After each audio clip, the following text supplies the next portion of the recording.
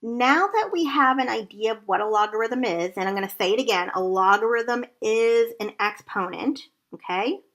I'm going to show you how to evaluate logarithms without a calculator. So whenever you see log is equal to, you know you're looking for an exponent.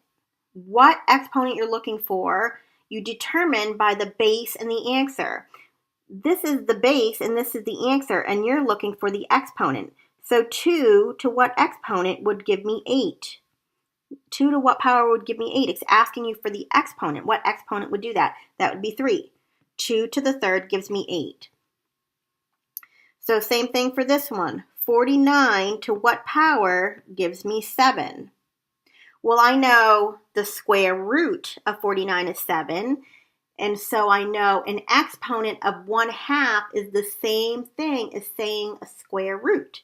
So I know if I take 49 and raise it to the 1/2, I'm going to get 7. Part C, evaluate log 1 plus 6. So ignore the plus 6 for a second. I just want to figure out what log 1 is. Once I figure out what log 1 is, I'll just add 6 and I've got my answer. Well, log 1 is asking, remember, if there's nothing here, we assume that it's 10. So this is saying 10 to what exponent gives me 1? The only thing that could be is 0. 10 to the 0 gives me 1.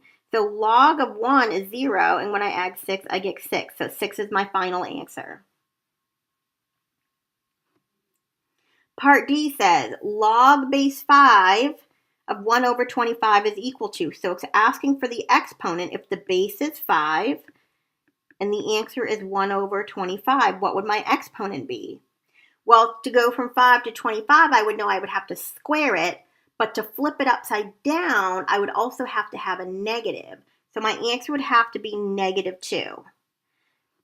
5 squared would give me 25, and then the negative tells me to flip it upside down, which would give me 1 over 25. Okay, for part E, ignore the 2 for a second. First, we're going to figure out what this is, and then we'll add 2 to it. So this is saying the natural log of e to the 8.89. We got to figure out what that exponent is. The base is e because it's natural log, so I have e to what power is equal to e to the 8.89. So if these two are equivalent, my exponent would have to be 8.89. So this is equal to 8.89, and then if I add 2, that's going to give me 10.89. Okay, part F. I'm going to ignore this 4 for a second. First, I'm going to figure out what the natural log of e to the 3/2 is, and then I'm going to take that answer and multiply by 4. So, since it's natural log, I know my base is e. So it's asking e to what power gives me e to the 3/2. Well, that exponent, if these are equivalent, this exponent has to be 3/2. So my answer to this is 3/2. And then I take that and multiply by 4.